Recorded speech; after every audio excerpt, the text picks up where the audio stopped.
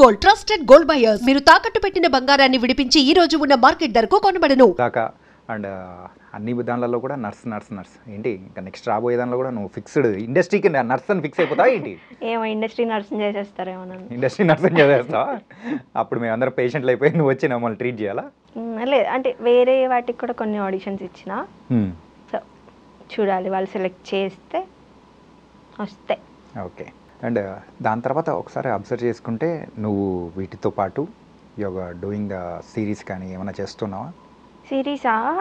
నేనేం సిరీస్ చేయలేదు, కానీ ప్రైవేట్ ఆల్బమ్ సాంగ్స్ ఏమో చేసినట్టేమో అనిపించింది. చేసిన కానీ అవి నేను ఎట్లా అంటే స్టార్టింగ్లో అందరు అంటారు కదా, మేము కొత్తగా చేస్తున్నామండి, తక్కువ బడ్జెట్లో చేయండి అని అడుగుతారు కదా. సో నేను చేసేస్తా వాళ్ళకి, వాళ్ళు ఎంత పైసలు ఇస్తుర్రు, ఎంత ఇస్తుర్రు, వాళ్ళు లేదంటే వాళ్ళ పాటలో ఎంత ఏముంది అనేది ఏం చూడండి. నేను స్టార్టింగ్ స్ట్రగుల్స్ ఎట్లుంటాయో నాకు బాగా తెలుసు కాబట్టి ఓకే చేస్తానండి అని చేసేస్తా. ఎంత తీసుకున్నావు అప్పుడు? అలా ఎంత ఒక 10,000 అట్లా. టోటల్ ఎన్ని days shoot? One day shoot, one day practice. ఏంటి ప్రైవేట్ ఆల్బమ్ సాంగ్స్ అంటే ఇది ఫోక్ సాంగ్స్ అట్లా? ఒక్కటే ఫోక్ సాంగ్ చేసిన నేను, అండ్ దెన్ ఇంకొకటి డీజే కమ్ ఫోక్ అని ఒక సాంగ్ ఉంది, అది పబ్లో చేసినాం. అండ్ ఒకటేమో డెమో కాదు కవర్ సాంగ్ చేసిన. ఓకే. అదేంటి మట్కా సినిమాలో సాంగ్ ఉంటుంది కదా, నోరా ఫాతియా, అది చేసిన. అంటే వీటన్నిటికీ రాని పేరు నీకు ఒక ఇన్ఫ్లుయెన్సర్గా రావడం ఎలా అనిపిస్తుంది? I'm so happy. అంటే నేను ఇన్ఫ్లుయెన్సర్ దానికన్నా ముందు నేను ఎవరిని అంటారు కొంతమంది ఎక్స్పోజ్ చేసి ఫాలోవర్స్ని సంపాదించుకున్నాను, బట్ నేను ఎక్కడ నాకు ఎక్స్పోజింగ్ చేసినందుకు ఫాలోవర్స్ వచ్చారని నేను ఎప్పుడు అనుకోలేదు. నేను నా మాటలకి, నేను మాట్లాడేదానికి ఫాలోవర్స్ వచ్చారని నేను అనుకుంటా. అసలు ఎక్స్పోజింగ్ అంటే ఏంటి?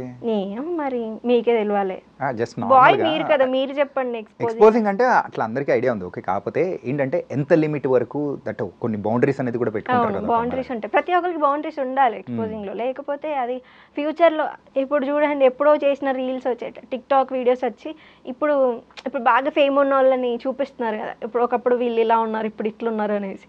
సో ఏదైనా ఒక బౌండరీస్ పెట్టుకుని చేస్తే బాగుంటుంది అనిపిస్తుంది నాకు. ఓకే. నేనైతే నా లిమిట్లోనే చేస్తా, ఎక్కువ ఏం చేయను అనమాట. Limits like hot photo shoots కానీ అసలు మీరు చూడండి నా ఇన్స్టాగ్రామ్, హాట్ ఎంతవరకు చేయాలో అంతవరకే చేస్తా, ఎక్కువ అతి చేయను. ఎందుకంటే రేపు నాకు పెళ్ళి కావాలి, మా ఫ్యామిలీ చూస్తారు, వాళ్ళు చూస్తారు, అడుగుతారు కదా, ఏందమ్మా అట్లా చేసినామని అడుగుతారు పక్క. ఇప్పుడు మీ పేరెంట్స్ ఎవరు కానీ అట్లా అడగలేదా? ఇప్పుడు మీరు చేస్తున్నారు కానీ? లేదు, ఏం అడగదు. మా మమ్మీ, నేను ఎవ్వరికి ఆన్సర్ చేయాల్సిన అవసరం లేదు. మా అమ్మ, మా మామయ్య, నా అన్నదమ్ములు, వీళ్ళకి మాత్రమే నేను ఆన్సర్ చేస్తా. మరి వాళ్ళు కూడా చూస్తారు నా ఇన్స్టాగ్రామ్, వాళ్ళు చీ కొట్టే విధంగా నేను చెయ్యను. ఏంటి ఇట్లా చేసినావు అలా చేయను నేను. ఓకే. సో ఆ భయం అయితే ఉంటదన్నమాట, ఫ్యామిలీస్ కూడా చూస్తూ ఉండాలి. ఫ్యూచర్లో మనం గుర్తుపడితే ఇదా అనకుండా, ఓ అమ్మాయ మనం చూసాం కదా, అలా ఉంటే చాలు నాకు. ఓకే. అంటే ఇప్పుడు చాలామంది విషయానికి వచ్చేటప్పటికి ఒక ఫాలోవర్స్ కోసము అమ్మాయిలు కానీ ఆ లైన్ దాటేసి వెళ్ళిపోవడము ఇలాంటివి చూస్తుంటే ఏమనిపిస్తుంటుంది అసలు?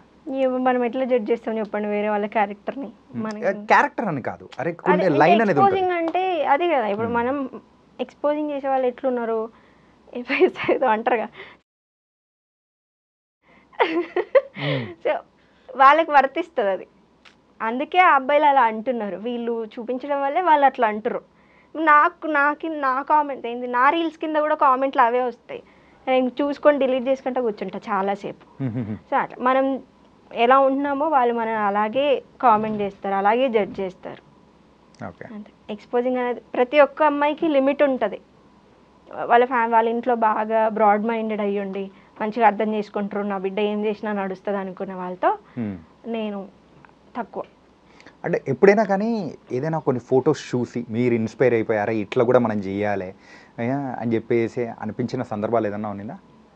నేను కొన్ని షూట్స్ అనుకుంటా నేను కూడా ఇలా చేయాలని, కానీ నేను శారీస్, బ్రైడల్ షూట్స్, ఒక అందంగా పెళ్లి కూతురుగా రెడీ అవ్వడం, పాత లుక్స్ని రీక్రియేట్ చేయడం అలాంటివి చేస్తా. కానీ ఏదైనా హాట్ హీరోయిన్ చూసి అబ్బా నేను కూడా అట్లాంటి బట్టలు వేసుకోవాలని నేను అసలు అనుకోను అట్లా. ఓకే. అండ్ దీంతోపాటు మీది బాగా వైరల్ అయిపోయింది పిల్లపుచ్చకాయ అని చెప్పేసి మీరు ఆ బోర్డింగ్ యూజ్ చేస్తూ ఉన్నది. అంటే ఏంటి దాని సంగతి ఏంటి అసలు? అది దాని వెనకాల ఉన్న స్టోరీ ఏంటి? దాని వెనకాలన నేను క్యాజువల్గా ఒక 2-3 కామెంట్స్కి రిప్లై చేసిన. అండ్ దెన్ అవేంటి మేడం బాగున్నారు, ముద్దుగున్నారు, హాట్ ఫిగర్ ఉన్నారు, ఫిగర్ బాగుంది, ఇలాంటి వాటికి నేను రిప్లై చేసిన, ఇట్లాంటివన్నీ అనొద్దు అని అన్న. అయితే ఈ పిల్ల పుచ్చకాయ ఏంటంటే, నేను అబ్బాయి 18 ఉన్నాడు, నేను అబ్బాయి నన్ను పెళ్లి చేసుకుంటావా అని కామెంట్ పెట్టాడు. సో అబ్బాయి 18 ఉన్నాడు, 18 17 ఉన్నాడు. సో ప్రొఫైల్ ఓపెన్ చేసి చూసాక నేను తనకి రిప్లై చేసిన, ఏంటి నేను 24 నువ్వు 17 18 ఇవన్నీ ఎందుకు రా, ముందు మంచి చదువుకో, మంచి పెళ్ళాం వస్తుంది అని చెప్పేసి వాడిని పిల్ల పుచ్చకాయ అన్న. సో ఆ వీడియో బాగా వైరల్ అయిపోయింది, ఒక 18 మిలియన్ అలా పోయింది అనమాట. సో దాని నుంచి ఈ పిల్ల పుచ్చకాయ అనే మాటలు వచ్చాయి. పేటెంట్ రైట్ తీసుకున్నారా ఏంటి? ప్రతి ఒక్కరు అదే అంటారు, అమ్మ ఈ పిల్ల పుచ్చకాయ అలా. ఇన్ఫ్యాక్ట్ ఇంటర్వ్యూ స్టార్ట్ అవ్వక ముందు వరకు కూడా నాకు ఆ ఓటింగ్ గురించి తెలియదు. మా కెమెరా టీంలో ఒక పర్సన్ మీ ఫ్యాన్ అనుకుంటా, ఫాలోవర్ ఏమో, మనోడు చెప్పేటప్పటికి నాకు ఓ అని అనిపించి.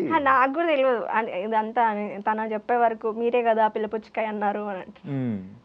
మీరు ఆ రకంగా ఫేమస్ అయిపోయారు అనమాట. ఓకే. అండ్ సో ఇంతకు ఈ కొలాబరేషన్స్ ద్వారా కానీ లేకపోతే డైలీ అంటే షూట్స్ ద్వారా కానీ ఎంత సంపాదిస్తూ ఉంటారు?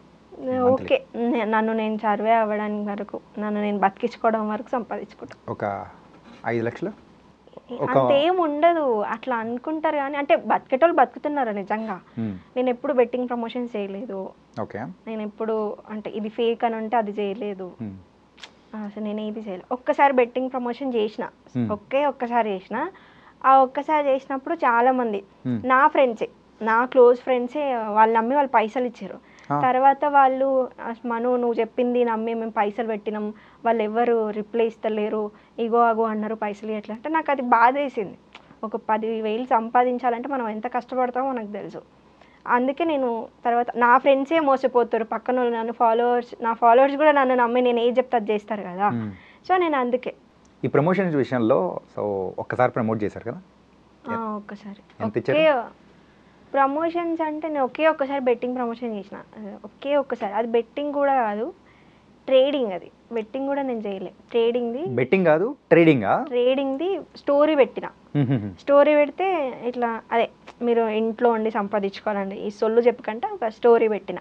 ఆ స్టోరీకి ఏం చేసినట్టే ఎవరో కాదు, పక్కన వాళ్ళు ఎవరో నా ఫాలోవర్సో కాదు, నా ఫ్రెండ్సే వాళ్ళు డబ్బులు పెట్టి ఇట్లా మను నువ్వు చెప్పావు కదా ఇది మేము పైసలు ఇచ్చినాం అనేసి 4 మెసేజ్ చేశారు. అరే నాకు బాధ వేసింది, అరే నేను రాంగ్గా చేశానా, పాపం నా దోస్తులే, ఇప్పుడు 10,000 సంపాదించాలంటే చాలా కష్టం. బాధ వేసి నేను అతనికి చెప్పా, బ్రో నేను చెయ్యనేగా చాలు అని చెప్పాను. అంతే. ఎక్కువ అలా 20K ఇచ్చారు ఓన్లీ స్టోరీకి. 20Kనా? మరి మస్తు పైసలు వస్తాయి బెట్టింగ్ చేసే వాళ్ళకి. అందుకే మీరు అంటున్నారు కదా ఇప్పుడు ఒక 5 లక్షలు సంపాదిస్తురా అని, ఏడంగా వస్తాయి 5 లక్షలు మంత్లీ. ఒక అంటే ఇన్నాళ్ళ కెరియర్లో ఇన్ఫ్లుయెన్సర్గా సో ఒక నెలలో హైయెస్ట్ ఎంత సంపాదించుంటావు? నేను లాస్ట్ నవంబర్ డిసెంబర్లో నెలకు 1 లక్ష సంపాదించిన. 2 నవంబర్ డిసెంబర్ కలిపి